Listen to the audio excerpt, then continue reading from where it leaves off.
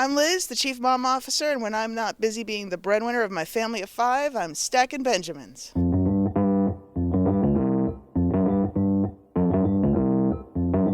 Live from Joe's mom's basement, it's the Stacking Benjamin Show.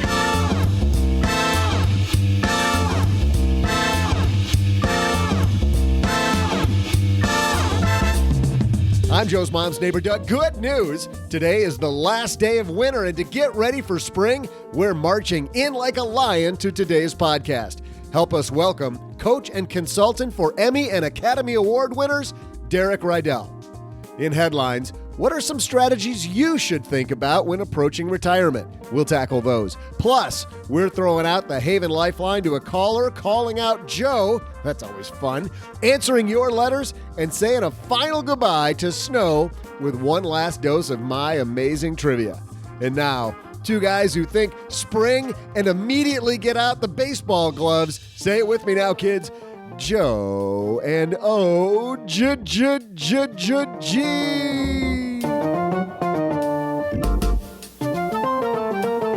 Mine's already out, man. Let's go. Let's go. I'm all about the bunt singles. Like in Major League, where he's calling his shot, going, I'm gonna hit way over here. Psych. Dink. Dink. Welcome to the show where every episode's a bunt single. My name's Joe Salsi. Hi, I'm Average Joe Money on Twitter. And across the card table from me, our amazing backup catcher, the one and only. 6-4-3 double play. I don't know. I'm just saying things that I hear on TV. I must be in the front row. Don't know what that. I don't know what half that stuff means. Actually, I do know what. My son Nick was saying this to me the other day. He and I were playing hockey on the Xbox together. We were both the Detroit Red Wings, and we made it to the Stanley Cup. And in game 1 of the Stanley Cup, he passes me this great pass. I go back for the slap shot, and I just fire it into the crowd, way, way left. And, just like you would in real life. Yes. And Nick looks at me and goes, just a bit outside. It's like when you see all those things. We just finished the Olympics, of course, and now the basketball tournament's on. And one of the things I saw on Twitter was there should always be a regular person competing when you watch these competitions. Just to show the difference. Right. So the NFL Combine was on, and these guys are running you're like, oh, that guy wasn't very fast. He only ran a 4.47 40. You're like, he was way slower than the other guys. Yeah. And you wanted to just see some 40-year-old dude out there trucking. 6'8". It looks like Larry just finished his donut. Now he lines up for the 40. Right. We are way off track. Now let's get back on track, because if you have debt, you're going to thank me for thanking Upstart for supporting Stacking Benjamins. Upstart's changed the way we borrow money. Going beyond the traditional FICO score, Upstart offers personal loans, taking into account factors like your job experience and your education when determining your interest rate. Head to upstart.com/SB to find out how low your Upstart rate can go. How low can you go? It's like the How low can you go? The limbo. It's like spring break. Checking your rate only takes 2 minutes and won't affect your credit. That's upstart.com/SB. Disclaimer, loans are offered by Cross River Bank, a New Jersey state charter commercial bank. They don't need me to do that. We totally have to get the Micro Machines guy for this. We got to do that. Restrictions apply. For details, visit upstart.com/SB. You have choices, OG, when it comes to online investing tools, but most of those are compromised. Self-directed brokerage offer customization, but hit you with commissions that can be clunky and unintuitive. More passive investors now move toward automated brokerages that allow you to easily invest in a portfolio they manage for you, but then you hand over the keys to the car and trust some black box of software, and you can't really personalize it with that option. So why compromise? With M1 Finance, you don't have to. It's what I use for my money. There's my disclaimer.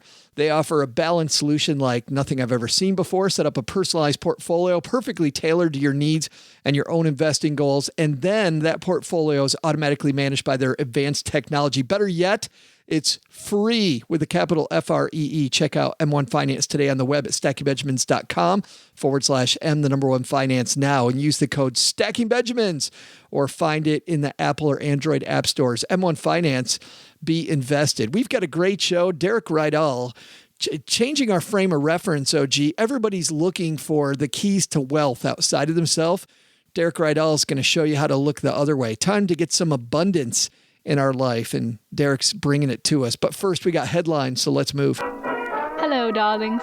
And now it's time for your favorite part of the show, our Stacking Benjamin's headlines. Our first headline today comes to us from Tim Parker, our last two headlines of winter. Thank goodness.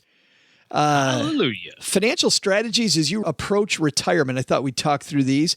They say time flies when you're having fun, but that's also true when saving for retirement. In your 30s, retirement felt like a lifetime away, but you'll celebrate your 50th birthday before you know it. Ain't that the truth, huh? That one hits close to home. I was going to say, shouldn't that be before you knew it? And by then, you need a healthy nest egg to retire comfortably in 15 to 20 years. But what if your balance is a little lean? What if your dream is to travel or spend time with the grandkids instead of work? There's still plenty of time to save. So he says he's got a few of these, OG. I thought we'd talk through these strategies as you get close to retirement. Number one, get rid of your debt before retirement. I think that depends on how close to the mark you really are. Yeah, I mean, obviously you want to get rid of consumer debt, right? Cars and credit cards. The house, if you can time it out so that you don't have a house payment as you get into retirement, that's certainly going to help quite a bit. But I've known lots of people who have retired with no house payment and no money. Yeah. So you got to that's a trade-off you got to do the math on. But if you can, I'm with him. If you have enough money to live the rest of your life and get rid of that debt, get rid of that debt. Yeah, sure. Of course. Yep. Number two, it says tighten your belt. You have to spend less to gain more. One of the best ways is to downsize. Once again, not a strategy I like unless you really have to. Well, one of the common themes that I've observed in terms of people who are excelling toward financial independence and those that are kind of always playing catch up is that value of their home. You know, if they've always stretched for the house value, then all of those other things that go into purchasing that larger house compound and make it that much more difficult to save. So if you get to that point where in your early 50s and now the kids might be kind of on their way out or already on their way out and toward college and beyond, maybe it is a great time to tear the Band-Aid off and see about downsizing a little bit. Number three here, I really like, make catch-up contributions. I think people forget that you turn 50 and you can now sock a lot more money away than you could 49 and before. Yeah, and it's the year you turn 50. So even if you don't turn 50 until December 31st, you know, that whole year counts. So take full advantage of that. You know, and this is the part, by the way, where I think we've got our 20-year-olds listening and some 30-year-olds listening that are falling asleep. But here's the deal. If people are making catch-up contributions, they're making contributions, OG, the people in their 20s and 30s can have interest make for them. You know what I mean? My goal, if I'm in my 20s listening to this or 30s listening to this, is to never have to make a catch-up contribution, that I've had my money make enough money that I don't have to worry about it. Well, you've seen those things before, right? Save $100 a month from when you're 18 to 28 versus saving $500 a month from 28 till 68. Yeah. And the guy that started at 18 has more money. Number four is up your risk. A lot of people up your risk. a lot to say that in my next client meeting. Hey, Joe, up your risk. Yeah, but I mean, I'm preaching to the choir here, but you talk all the time about how people land the airplane quicker than they probably need to. Well, I mean, here's the deal. When it comes to tolerance for volatility, which is what they're talking about here with the terminology of risk, you just have to look at the reality of the time horizon. You know, if you're 50, your time horizon isn't 15 years, it's 50 years. And sure, you need some 15-year money, but you also need 20-year money and 30-year money and 40-year money and 50-year money also. And so the vast majority of your money, even if you're a month away from retirement, is still longer term. So if you think about it that way and can structure it, put it in buckets or open up different accounts, there's no rule against the number of IRA accounts you can have. You know, if it makes you sleep better to say, this is my 1 to 5 year money and this is my 5 to 10 year money and this is my 10-year plus money, do it that way. Number five frustrates me on this, and I think I'll just go quickly through these after this. But number five, I want to spend just a minute on, because in the piece, it says, consider long-term care insurance. I read a well-meaning financial blogger in his 30s on Twitter just last week say long-term care insurance is a waste of money. And I can't stand it when people who haven't done the actual math and just, insurance sucks. I want to make sure that I stay away from insurance. Hey, this is just a huge waste of money. Well, you know what? Going into a long-term care facility is a waste of money. Having a nurse come to your house is a waste of money. But how else do you propose? There's no cheap way out of this. And you certainly have to consider, I'm not saying get long-term care, OG, but I'm saying that you need to consider long-term care. You have to have a plan for if it happens, right? So all insurance is based on probability and magnitude. We've seen the studies.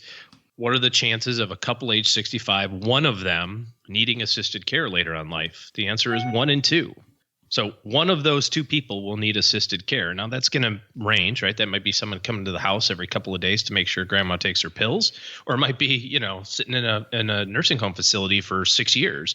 But either way, you've got it. You can't put your head in the sand and say it's just not going to happen, because statistically it's going to. It's so frustrating. And of course, the crusty old man in me was coming out. I'm like, I got to fight this guy online, because everybody wins when you do that, right? Yes. Well, as evidenced by everybody else on Twitter fighting. There's clear winners always. I don't know if you can tell, but no, your idea sucks. No, your idea is the suckiest suck that ever sucked. So I didn't fight that battle, except here on our own. See, you have to plan for it, and you have to acknowledge that it's a real risk. It's no different than saying, I don't need to have car insurance because I'm going to drive really safe. Right. It's like good analogy. Okay. Number 6, understand Social Security. Number 7, consolidate accounts. I'll link to that on our show notes page at stackingbenjamins.com.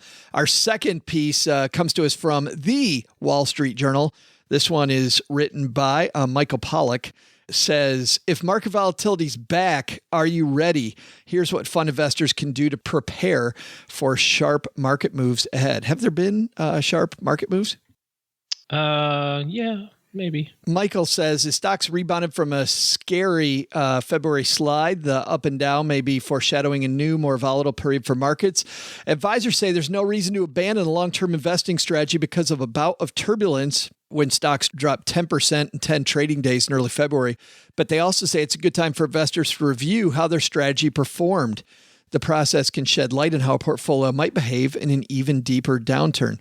I like that idea because I think a lot of people, when they see the market go down, they see themselves go down. They don't compare themselves to see, okay, the market goes down. How's my portfolio going to respond in that type of environment? Yeah, if you just look at the headline numbers, right? Stock market down 10% in 10 trading days, and you don't compare that against how your portfolio has done, then you don't have any perspective, right? You don't have the reality of here's what really happened. Statistically, the stock market has ups and downs to the tune of about 14.5% a year. So a 10% decline is, although as unnerving as it was in 10 trading days, is kind of normal. I like this, but halfway down the piece, it says, understand the downside of downside protection. I think a lot of people go, ooh, I've got exchange traded funds, so I can put stop losses on my stuff, which I sometimes like if you're the right type of investor, but every downside protection, OG, has big problems affiliated with it. Well, whether it's stop losses or, investments that profit when the market goes down, or investments that have, my favorite are the ones that have the term managed volatility in them. Managed volatility. Which is a euphemism for we're not going to do as good during good times. And you got to be okay with that. Right. But I mean, everything's going to have another end of the stick. It's like if you put a stop loss order and there's high volatility, you might get traded out at, minus 5%, right? Which, by the way, is so routine it's not even worth keeping track of how many times the market goes down 5%. But if that's your number and now it rebounds 5% a day or two later and you didn't happen to catch it, right? I mean, that's the problem with trying to time this stuff and day trade in some respects, is that you've got to be right twice. You might have got out at the minus 5 and then it went down 10. But if you didn't buy back in at minus 10, yeah, what do you got? Nothing. Or you get, wash sale rules and that sort of thing. It's always interesting to know how many people don't even know what that means, right? It's like, well, but I got a loss there, but you can't rebuy it within 30 days. So now you have to wait. You have to, if the market just does a knife and comes roaring right back, you're screwed sitting on the sidelines. Yep. That happened with the Brexit fallout. Not that glorious. long ago. Prepare to bargain shop is the next issue here. Do you like that one? Trying to accelerate during the downturn? It's not timing. It's just taking advantage of opportunities, right? And it's certainly not trying to call the bottom. But for example, for us, it made a lot of sense for people that were considering doing their IRA contributions or Roth contributions for the year. January was so hot. It was, everything was going up, your dollar cost averaging, everything's great. And then all of a sudden, boom, you're down 10%. It's like, oh, well, I don't know if it's going to be down 20% tomorrow, but it's down 10 right now. It's already on sale. Maybe we'll just put all the contributions in today and just be done with it. But man, you look at some of these extended downturns like 2000 to 2002, you gotta have a lot of fortitude, I guess, to do that, OG. Well, in terms of purchasing when it's down, you mean? Yeah, in terms of going, because at some point you start thinking that famous quote, "Am I throwing good money after bad?" Right? Or the and I call worst it one ever, right? The this time is different. Right. This is the one that the market never comes back from. It is absolutely done for good this time, and I just wasted all my cash. Yep. Yeah, boy, that's tough. I will link to these at our show notes at stackingbenjamins.com. I think our lessons are, number one, how's market volatility going to look for you? What is your strategy if this bouncy market we've been in continues? And then number two, bouncy is like the nicest term I've heard. I'm not hearing anybody in the financial press call it bouncy like we are, right? Everything's crashing. Everything is horrible. Everything is rotten. Next time the market's down a whole bunch, I have a cartoon we can put on the Facebook page that I had somebody make for us. But if the market's bouncing, what's your strategy? And then number two is whether you're getting ready to approach retirement or not, time to look at your strategy for how are you going to land that plane.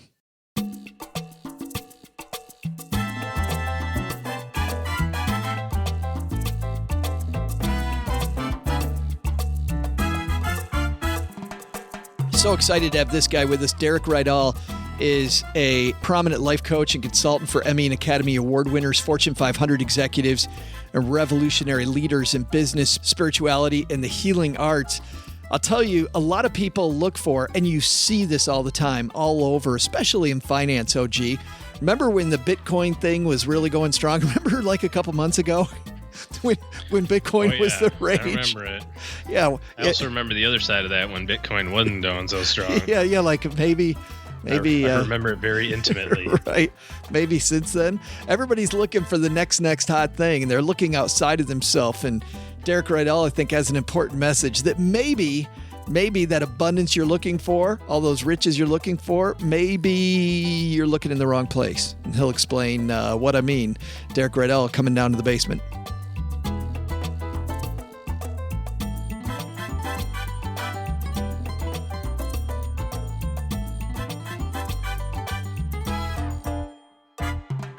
Derek Rydall, have a seat, man. How are you? I am doing awesome. I'm really, really doing great, man. It's a good day. I revised my definition of success. It's just 2 words: above ground.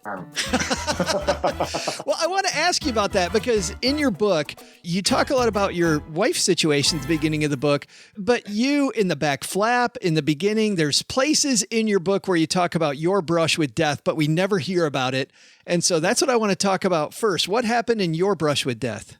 Yeah, so I do talk about that in my other book, Emergence, where basically, like so many people, I spent a lot of years in self-improvement. After over a decade of self-improvement, the only thing I'd improved was my ability to describe why my life was so screwed up. Right? I could, after all that time on the couch or whatever, I could tell you, well, it was when I was 10 and my dad looked at my report card and saw all A's and 1 B and said, "What's with the B, son?" And my whole life from there, I could tell you the trajectory. But I hadn't really grown or really transformed. In fact, all this effort to improve myself and heal my past and achieve success was killing me. And I got addicted to drugs and alcohol and eventually almost died of an overdose.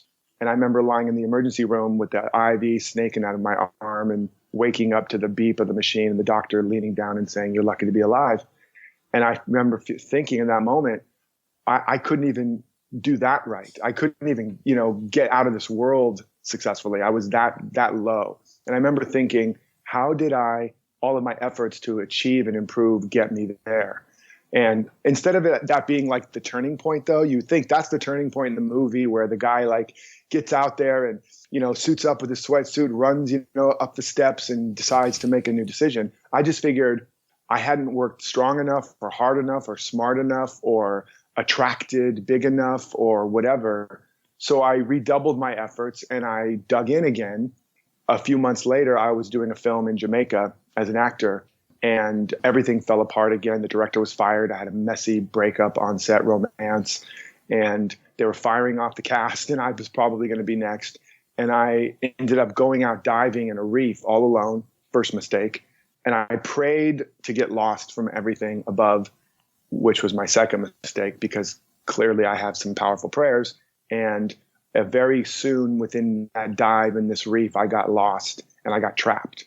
And I got stuck in a pocket of giant spiked coral that looked like something out of an underwater booby trap tomb out of an Indiana Jones movie. It was a tight pocket, like not like twice my size, with the walls covered in fire coral. One touch was like 1,000 jellyfish stings. The spikes were inches from my throat, my stomach, my neck, all the way down my body. So I couldn't swim down to get out. I couldn't lift my head out of water to see where I was, or I would have been skewered. And I couldn't even breathe deeply. I had to breathe in these short staccato breaths or I would have been punctured. At some point, it was getting dark. There were sand sharks swimming below me. At a certain point in that thing, I knew I wasn't going to make it out. And it's hard for people to understand that. What do you mean you knew you weren't going to make it out? Clearly, you made it. I was exhausted. I was done. And there was this internal sense of doom. I knew I was going to drown. And all that was left for me was surrender. And it wasn't, God, if you get me out of this, I promise to go to church on Sunday. That kind of thing, right? I had already tried that, believe it or not, honestly. And the universe was not playing let's make a deal that day. And also, it was really, truly the first time in my life I had a moment of unconditional surrender. And in that instant, it was like a flash. And I saw that this self I've been trying to fix and achieve and improve and heal was a fictional character. He was just an amalgamation of peer pressure and parental fantasy and societal conditioning. And nothing I ever did or ever would do would ever make him enough. But because he was just a character. But around him, there was this awareness of this other version of me, this other self that had never been hurt. And so he didn't have to be fixed. And he was already complete. And so he couldn't actually be improved upon. And now, mind you, I didn't have any of these words for it. It was just this awareness. And then in the next instant, I was out of the pocket of coral, standing on the one area that I could stand, looking in where I had been trapped for this ordeal. And the exit was inches from me the whole time. I just couldn't see it. I didn't know how I got out for sure. I remember kind of moving, and then the next minute I was out. So I don't know if the water lifted me up or a wave came or, I really honestly don't know. But everything was shimmering and the whole coral reef became a metaphor. It was like a maze that I'd been swimming through all my life, following all these brightly colored objects, trying to get lost and distract myself from the pain I'd actually been feeling. It was a metaphor, and I was now literally experiencing it. And I had been gasping for air for a really long time. And now I just got to experience it in 3D. But I got out of there and something had so radically shifted in me. Humpty Dumpty had fallen off the wall and I couldn't put it back together again. And so I couldn't go back. The guy that swam out of that reef was not the guy that swam in. But I didn't know what the guy that swam out was anymore. I didn't know who I was anymore. My point of view had shifted so dramatically. That self-indulgent actor was not the same guy. Now I was just a self-indulgent, confused person. And I ended up trying to become a monk. That didn't go so well. I actually, a week into my monastic adventures, I got of fasting and silence. I got so hungry and so freaked out by not talking for the first time in my life that I literally, as you can see, I have no problem talking. So you imagine me not talking for a week. I ended up breaking into the monk's kitchen in the middle of the night and stealing food out of the refrigerator. That tends not to go well. That doesn't tend to go well. That might be, that old thing, if you like to, put sheepskins over your front seats, you might be a redneck. Right. So it's like, if you break into the monk's kitchen and steal food in the middle of the night, you might not be a monk. Maybe not. You might be, I don't know, you might be a redneck. I don't know, you might be certainly not for that life. And so I ended up leaving the monastery, and eventually I did learn to be silent and to fast and do all those techniques and do it for long periods, but I wasn't supposed to be in a monastery, and I cloistered myself in my apartment instead and went on this inner journey for the next few years. And that's when I really started to understand what had happened to me. And we'll talk more about this, I'm sure, today, but the basic, in a nutshell, or really in an acorn shell, I discovered that everything is already in us, that just like in nature, the oak is already in the acorn. The acorn doesn't go out and find an oak, achieve an oak, improve itself into an oak, or become worthy of its oakhood. When the conditions in the soil are in harmony or in integrity or congruent with the pattern already in the seed, its potential naturally emerges. So this is how all of nature is. It's emergent. And then I realized scientifically, quantum physics-wise, same thing. Everything is emerging out of the quantum field. Or you look at the Big Bang, there was nothing, and then everything emerged. And so I realized life is emergent, and that all of my efforts to go get it, achieve it, attract it, make it happen, was creating most of the resistance to a process that was trying to happen naturally. In fact, most of my efforts were creating the opposite conditions. They were taking me out of integrity with who I really was, if that makes sense.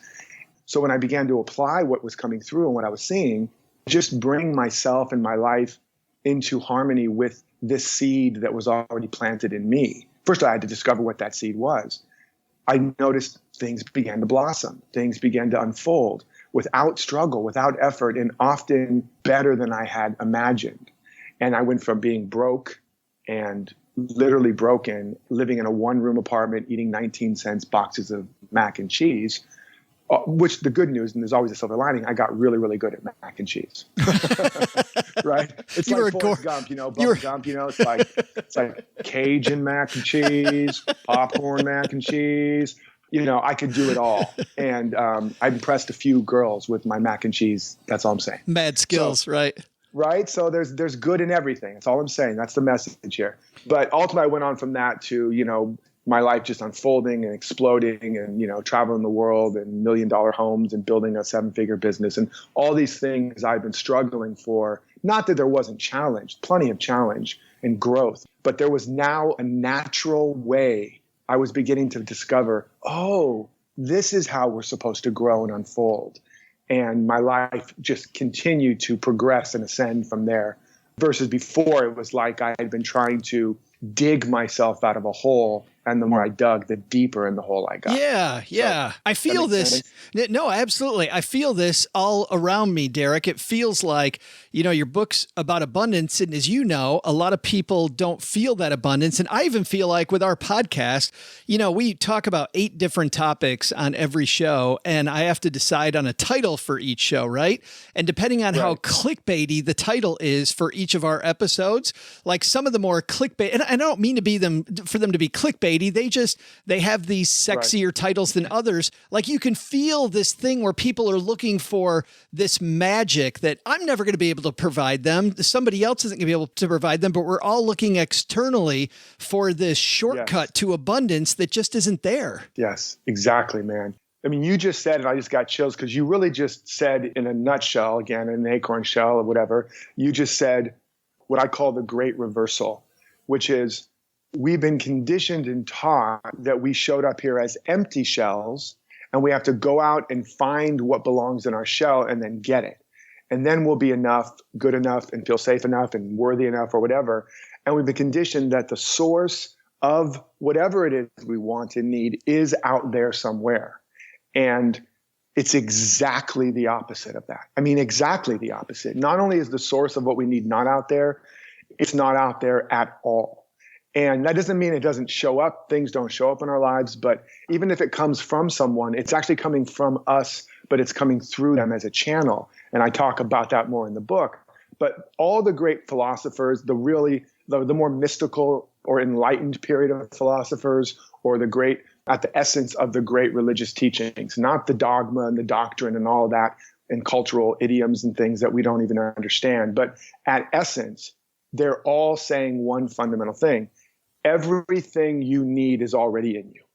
You didn't come to this world to get anything. You came to this world to give something, to let something, to release something. Which is so powerful and so much more fun, I think. Oh, yeah. Once you get, well, it's like the thing, the truth will set you free, but at first it'll piss you off. Right. So it's like, what do you mean it's within me? What kind of BS is that? I've been working my butt off for all these years trying to go get up that ladder and get the right person and get the right thing and finally have the right car and the right house to finally say, okay, and you're telling me all along it's been within me. And it's true. It's like this one joke, a parable where this guy is outside in the dark and he's searching in these bushes for something, and a neighbor comes along and he's searching under a street lamp. It's like, what happened? He's like, oh, I lost my key. And he's like, oh, okay. Starts helping him. They're looking. An hour goes by and he's like, man, where did you lose it? He's like, well, I lost it inside the house, but the light's much better out here. Right. So it's hard. It's hard, people. It's hard to really finally get in touch with who we really are and the real source or locus of power within us, our true agency. It's within us, and it is the power and the substance and the intelligence of everything we could ever want to be, do, have, and create. But it's not easy, especially because we have been conditioned exactly the opposite. You know, when you grew up in the dark, eventually your eyes adjust, you learn to get around the room, and somebody turns the light on. You don't go, oh, thank you. You go, shut that damn thing off. It's burning my eyes. Our senses, our capacities haven't been really developed to be able to see clearly in the dark, within us, right? And so that's why it's hard. But it's way harder, let's be honest, ultimately, to struggle and strive and fight and die believing that we're these puny little people separate from everything we really want, and we have to twist ourselves into a pretzel to get what we want and hoard and hold on because we're afraid we're going to lose what we have. That's way harder. Well, so we don't have time to walk through the whole, obviously, there's so much here in the Abundance Project, but you're telling me that it's a complete reversal and it's a struggle at the start. What's the first move that I need to make then, Derek, to begin down the road of abundance, to begin the Abundance Project? Yeah. And by the way, I'm not saying it's hard. It's a struggle to do this work at the start. Right. I'm saying that the overall... It's a whole mind shift. Exactly. The journey of you coming into your full power finally and your true potential and then being able to really actualize it, that is a struggle, but it's a worthy struggle. And ultimately, it gains momentum. It's a success pattern. So you'll just get stronger and stronger at it. Whereas the other struggle most of us are in, it makes you weaker and weaker. Yeah, it feels like a more solid foundation that you're building on. Totally. Yeah. It's a real foundation, whereas most people's lives are built on shifting sand, right? Because their foundation is something outside of them, someone else. So it's all within us. I call that the great reversal. And then you get the realization that therefore whatever's missing in our life is what we're not giving, what we're not bringing to our life, whether it's a job, a relationship, what we think is missing. And we're often waiting to get it from someone, or we're striving to get it from someone, or we're trying to prove ourselves to get it. That's the thing we have to actually start bringing. The first thing we have to bring it to is to ourselves. So like in the most simple example, like this is an exercise you guys can do today, start doing. Look at a situation, a relationship you're in right now, personal, professional, where, you're like, something's missing. Like they're not valuing you. They're not appreciating you. They're not respecting you. And you're either withholding and waiting for that to happen before you really start showing up excellently or loving, or you are reacting and you're angry, whatever. And now take that quality, let's say it's love and respect, and just simply ask yourself, if I totally loved, valued, and respected myself, how would I show up then? If I totally loved, valued, and respected myself, how would I show up to this relationship or this job? What new level of excellence or generosity or whatever would I begin to bring? How would I take care of myself differently? If I gave it to myself, if I knew that I was that. And if you really sincerely ask that question, what you'll discover is that you start activating this new level of power within you, this new level of freedom within you and fulfillment. And it starts to change your environment, and ultimately you grow out of limited environments, or the environment will rise to start meeting you at that new level. And so whatever you're waiting for, you're actually waiting with, and you're weighing it down. And that's why this is also, I like to say, it's the great weight loss program. But there's another whole aspect of this that I know our listeners are asking, which is a huge question. What does this have to do with money? Absolutely. It's a great question. The first thing, if we can talk a little bit about it and really unpack the story of money, because I want you guys to understand money is just a story, first of all. And money is just a symbol of wealth. It is not wealth. You know, if you think that dollar bill is wealth, actual wealth, meanwhile, while you're sleeping and the government is printing more dollars, that dollar just became worth less. Or that thing you get every week that you call your salary, which you think means money, has nothing, the word salary has nothing to do with money. It comes from an ancient Roman term because they paid the Romans in salt. And so they paid them in salt, so they called it salary, as in saliva, as in that's the root of the word salary. Yeah. You think currency, the thing you have in your bank or that you pay or that circulates, has to do with money. Has nothing to do with money. It comes from the root of that same root as current, which means flow or circulation. Or the word affluent, which you think is money. You're rich, you're affluent. Nope, has nothing to do with money. It means to flow.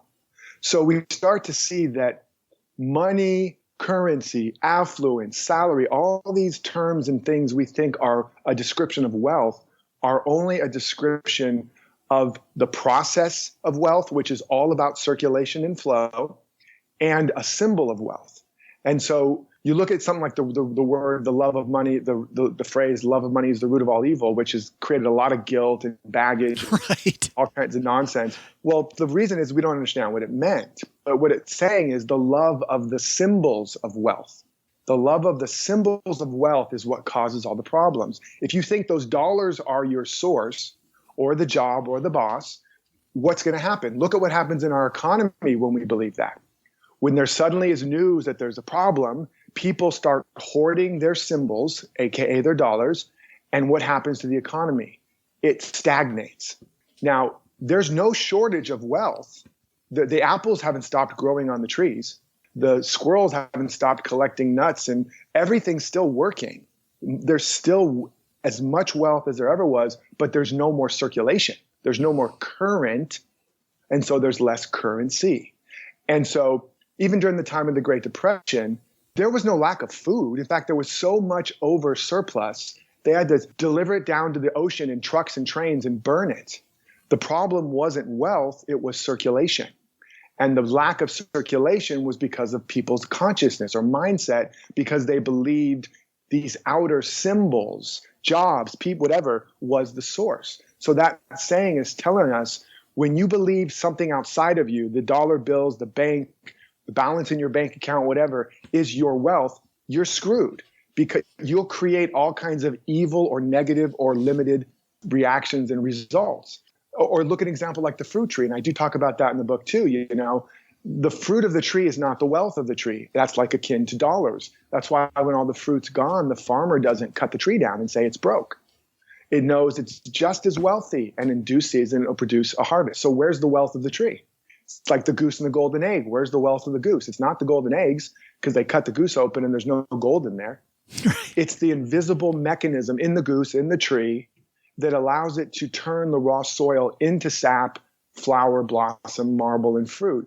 And by the way, they even did a study where they put a tree in a tub, measured the volume of the soil, grew fruit, took the tree out, shook off the remaining soil, measured the volume of soil, same volume.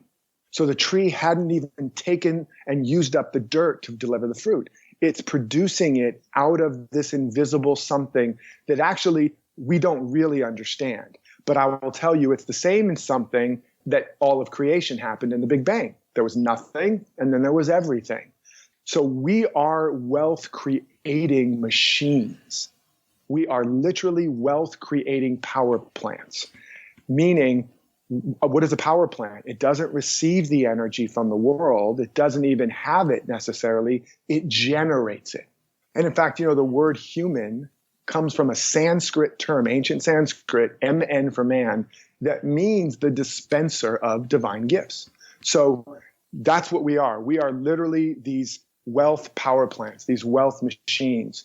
But we have to begin to do that great reversal and stop seeking it in somebody else. Stop making it our job and our boss. Stop looking at your bank account and determine based on your balance, your self-worth, and even your potential net worth and what you think you can go on and invest in and start doing. I really enjoy the analogy about turning on your divine power plant. I just think that whole analogy, Mom calls me a sloppy Joe eating machine. I never thought of myself as a divine power plant that was feeding. Yeah. So I told her it just takes a lot of sloppy Joes, I mean, there you go. You got to do what you got to do, right? So some of us do need to, feed ourselves sloppy Joes to start generating a product. That's okay.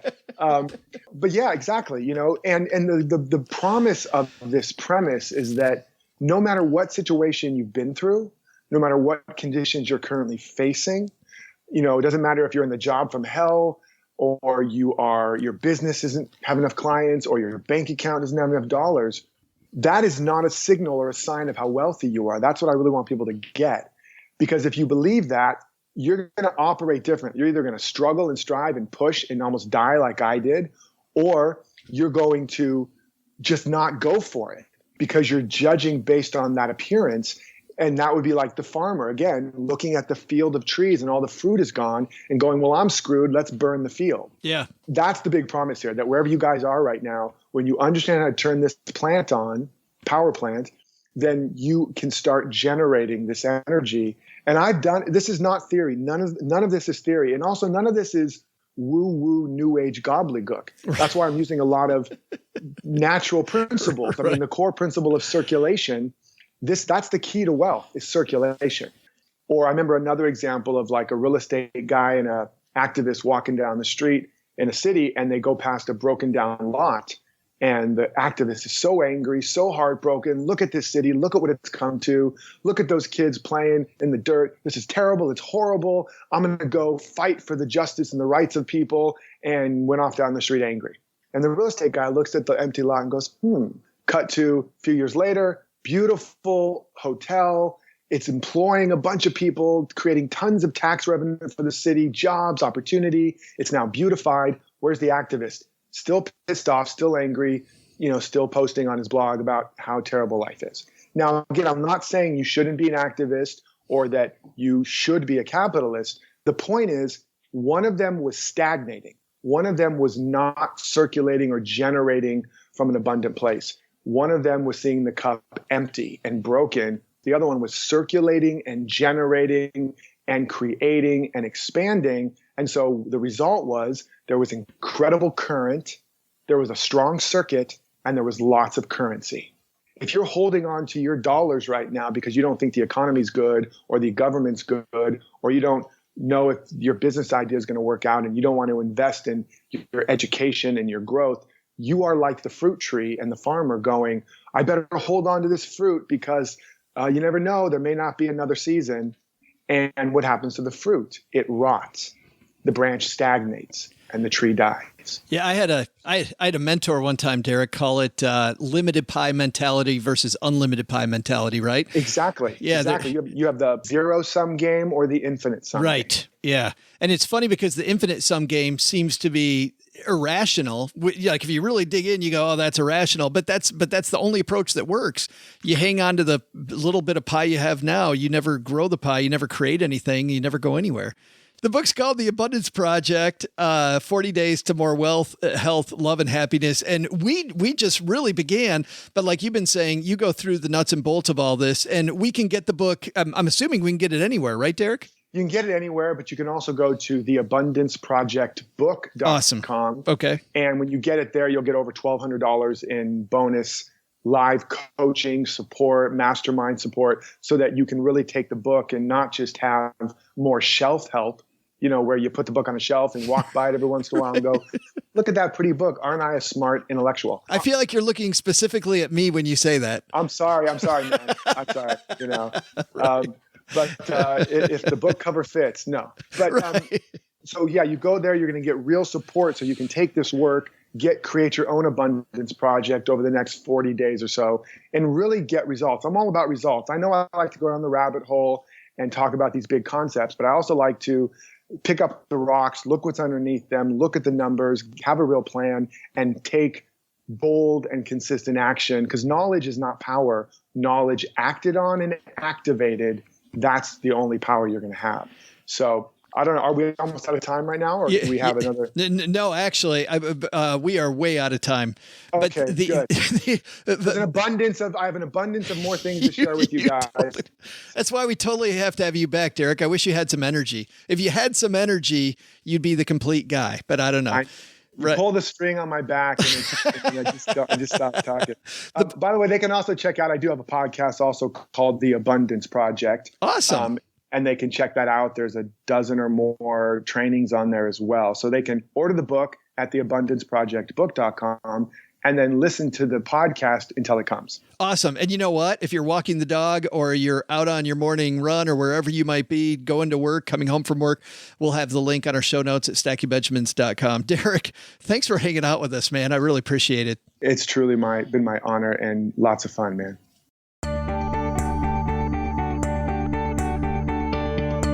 Hey there, trivia nerds. I'm Joe's mom's neighbor, Doug, and boy, oh boy, I am so ready for spring, aren't you?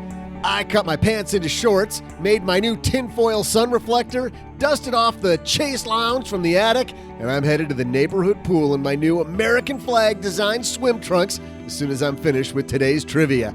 So let's get to it, shall we? Here's today's question. We all know that most tornadoes occur in the spring, but here's a better question. Which season is known for the fewest tornadoes?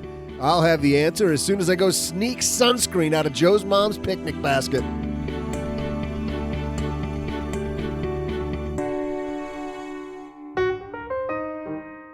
Thanks to Upstart for supporting Stacking Benjamins. You know, the New Year's luster might have worn off, guys, but there's still plenty of time to make this the year you get your personal finances on track. It's time to take a step forward toward financial freedom and take 2 minutes to check out Upstart. Quick and easy, Upstart's rate check is free. Checking has no effect on your credit score, and you can receive your money as soon as the very next business day upon approval. It's funny. We've had so many people on the show. I'm thinking of Eddie Lamb was one of those people who knows a lot about money, has what he thought was a great reliability toward paying off loans, and yet denied during the process. Just so frustrating when that happens. Perhaps you were denied for a loan from a bank, or you were approved, but your rate is astronomical. Say goodbye to the traditional loan process and hello to our sponsor, Upstart. Simply put, they've reimagined the personal lending industry. They know you're a ton more than just a FICO score. And that's why they take into account factors that banks and credit unions just don't when determining your credit worthiness, rewarding you for things like job history and education in the form of a smarter interest rate. So go online, take 2 minutes to find out your Upstart rate. 2 minutes. As I mentioned earlier, checking is free and won't affect your credit. Plus, once you're approved, your loan will be funded the very next business day. So you need to pay off credit cards, pay off student loans, you name it, and a personal loan from Upstart can help. Hurry to upstart.com/SB to find out how low your Upstart rate is. That's upstart.com/SB. Disclaimer, loans are offered by Cross River Bank, a New Jersey state chartered commercial bank. Restrictions apply. For details, visit upstart.com/SB. Hey, Stackers, I'm sure you know by now that both my spouse Cheryl and I use M1 Finance for our personal investments. That doesn't make it right for you. You should do your own homework. We'll call that our disclaimer here up top. But recently, we've had exciting news from the team at M1 Finance. They've announced they're now a completely free-to-use investing platform. You heard that right. No fees, no commissions outside of the investments themselves. I sat down with Brian Barnes, CEO and founder, and asked what made him decide to make M1 Finance free. We believe in the future, all investing platforms will be free. So it was a decision to get ahead of the curve. It's obviously beneficial for the customer who will save money and be able to invest more. For M1, we have other sources of revenue, which were greater than the fee we charge. So the more people using M1, the better for us as well. So how about that? No fees, no commissions, just you with more money to save and in control of your portfolio. They'll even invest fractional shares for you. You take the wheel or have them invest in a professionally managed approach like some of the robo companies out there. It takes only a minute to sign up. Start by heading over to stackingbenjamins.com/M1 Finance. M1 Finance. Be invested.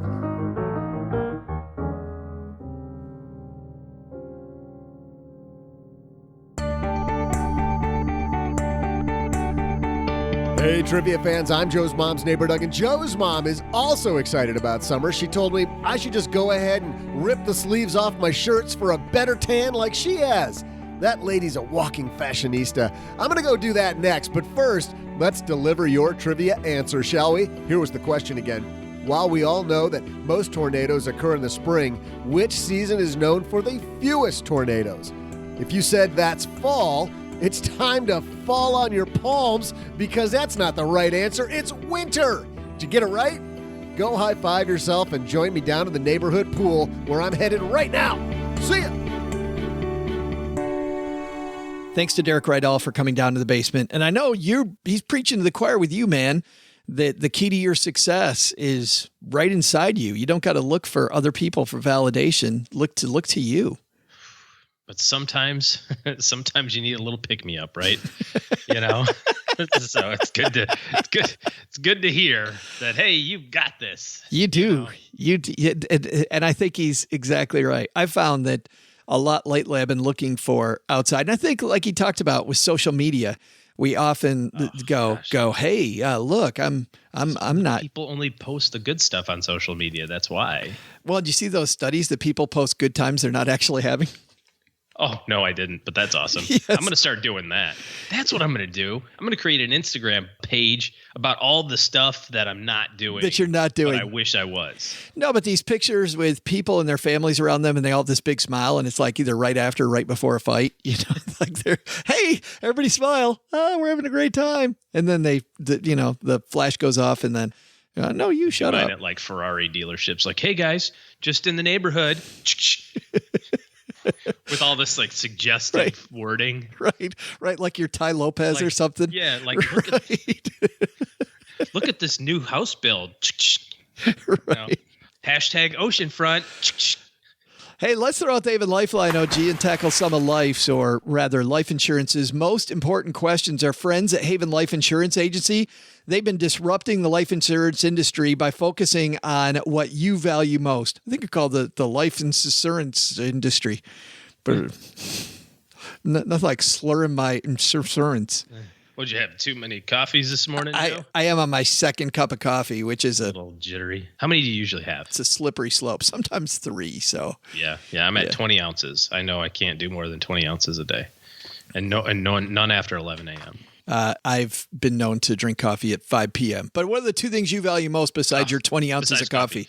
I'm going to go, since it's spring, I'm going the new TaylorMades.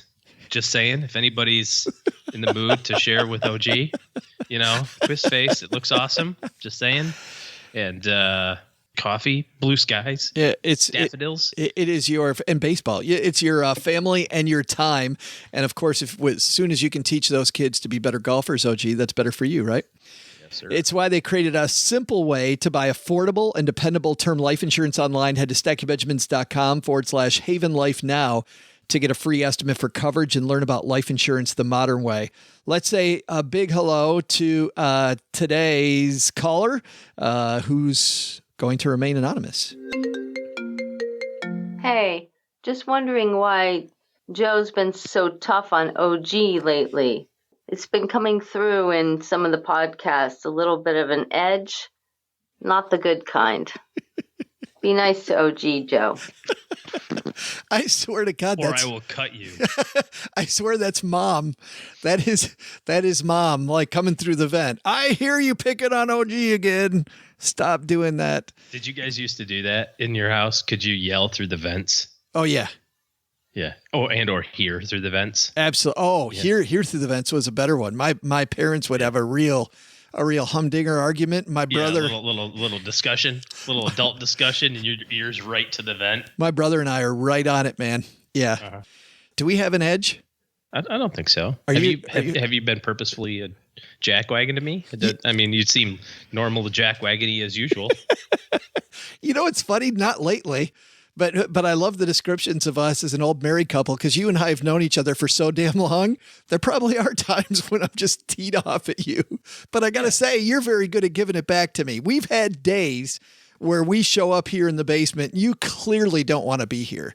Does everybody go to work every day with a smile on their face? Of course not. Right. OGs only happens on days that end in Y. But besides that. I'm usually quite cheery. I'm the cheery one of the group anyway, out of the three of us, for sure. But you'll have to admit, I'm much more cheery now than I used to be. Yeah, you are way more cheery than you right. used to be. Yes. Way cheerier. Yes, totally agree.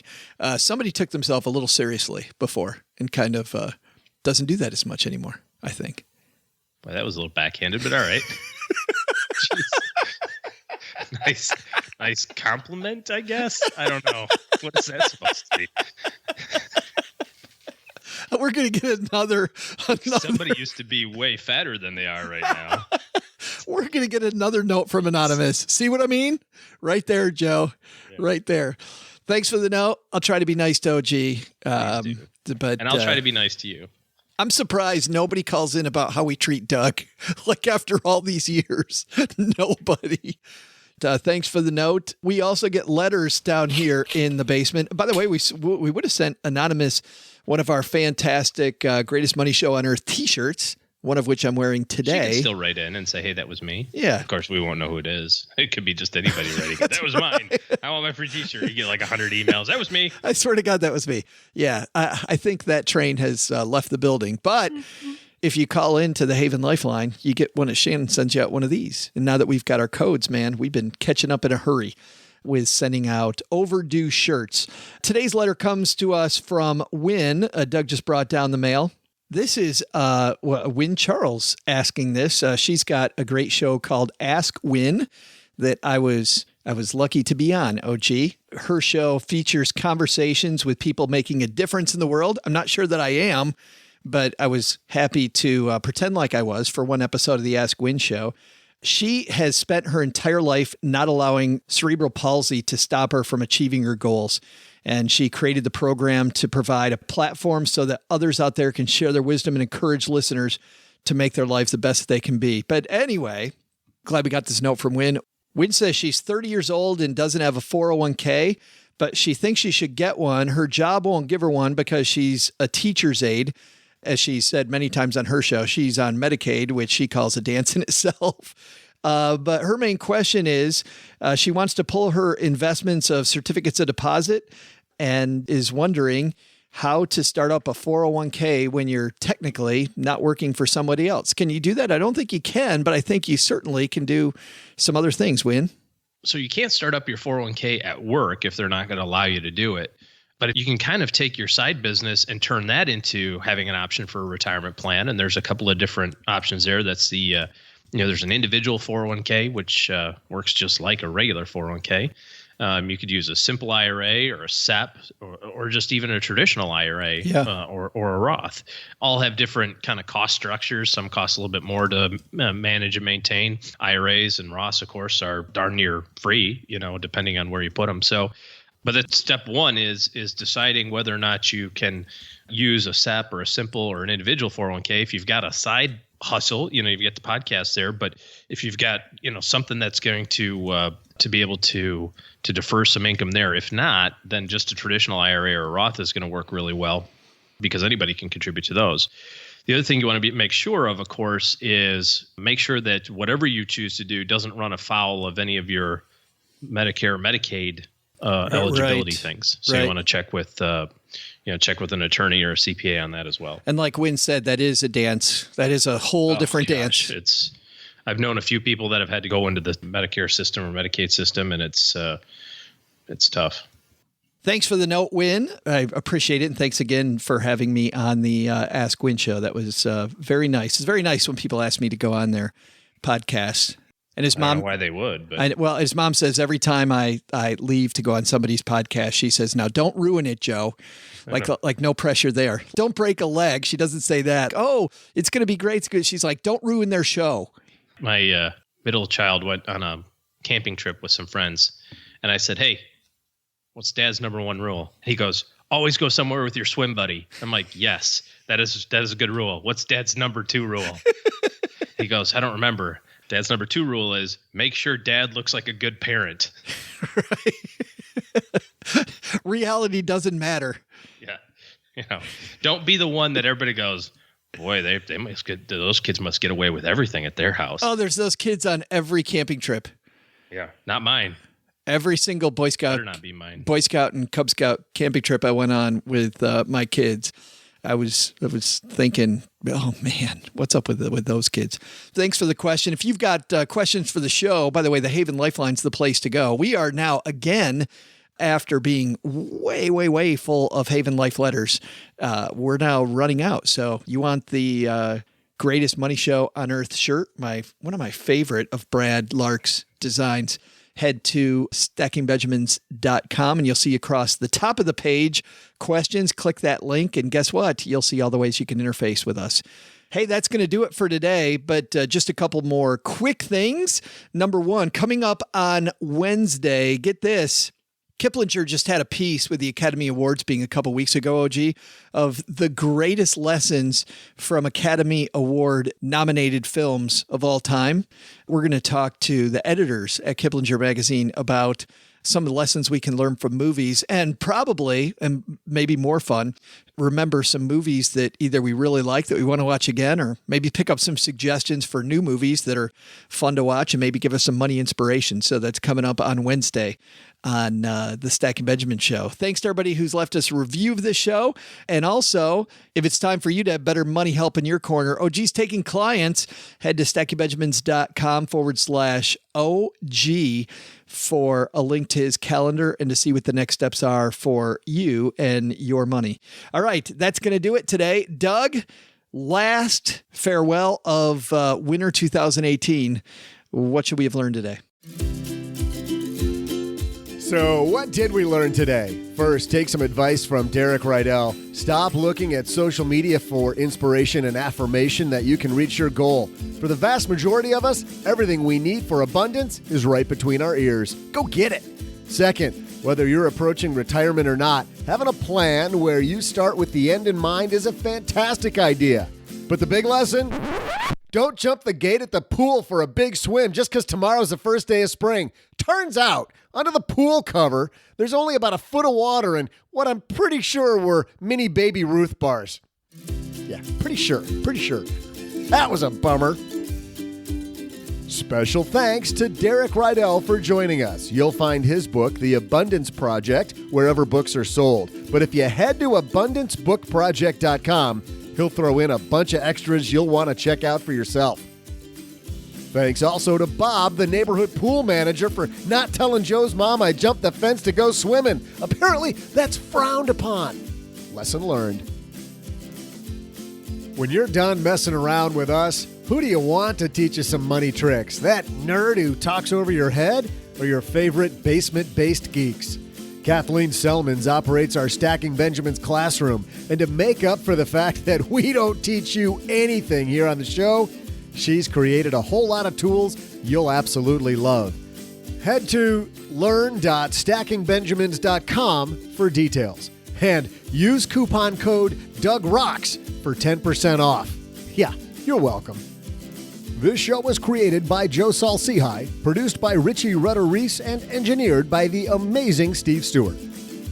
Online, visit us on Twitter at @SBenjaminsCast or on our Facebook page. Shannon Cowan is our community manager and social media guru. I'm Joe's mom's neighbor, Doug, and I'm wondering if KY jelly is actually made in Kentucky. SB Podcasts may receive payment on the show from sponsors and guests in the form of books, giveaway items, discounts, or other remuneration. There's no way you would take advice from these dorks, but like Joe's mom always says, don't take advice from people you don't know. This show is for entertainment purposes only, and before making any financial moves, consult with a real financial advisor.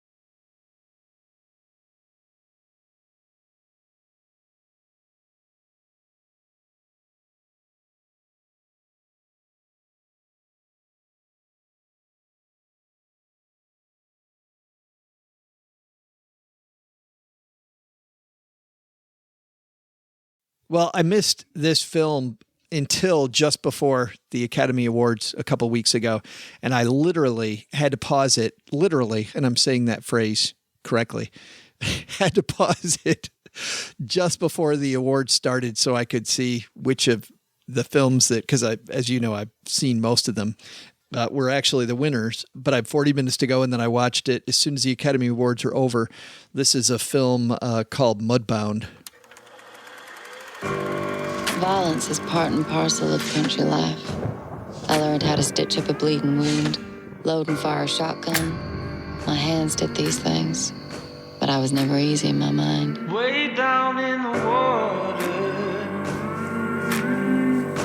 I held his heartbeat in my hand. way down in the hole. All that time he was gone, I only prayed for him. Over there, I was a liberator.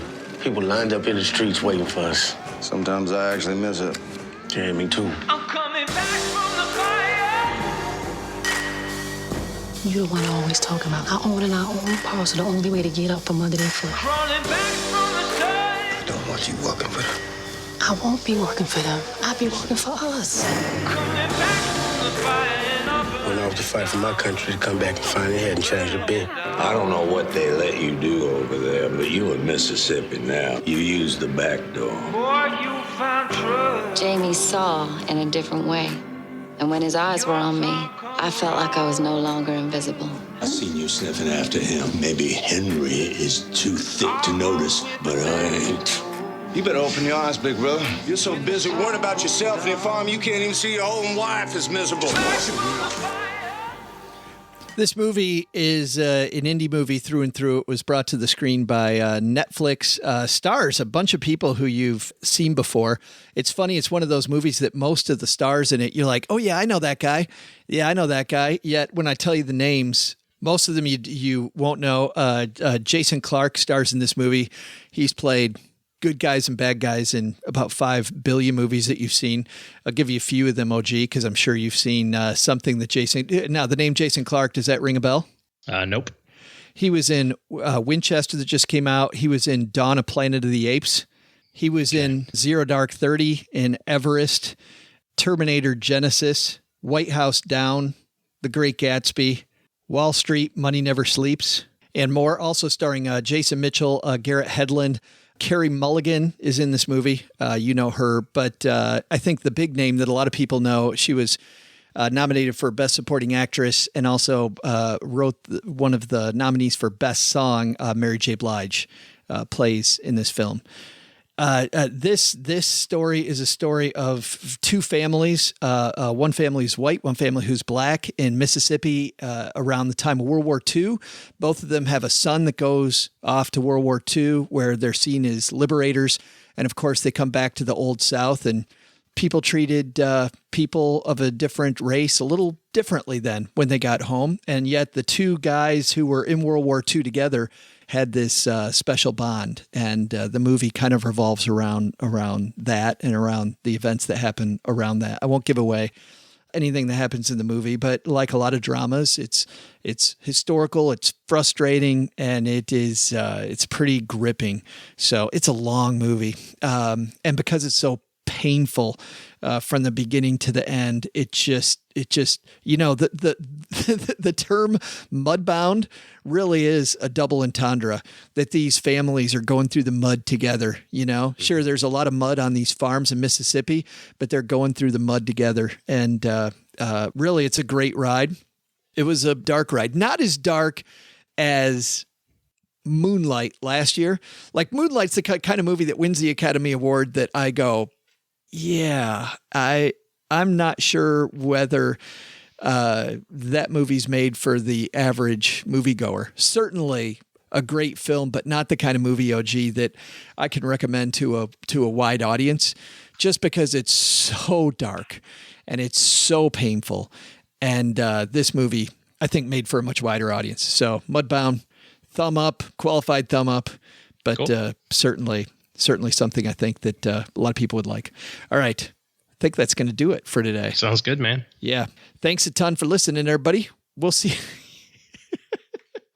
Dude, you crack me up. So we should talk about what's been going on the whole time here before we go. So OG just got a new Peloton bike, And I've sat here watching you grimace every time you move. Every time you move a muscle, I watch you grimace. No, I'm all right. I'm all right.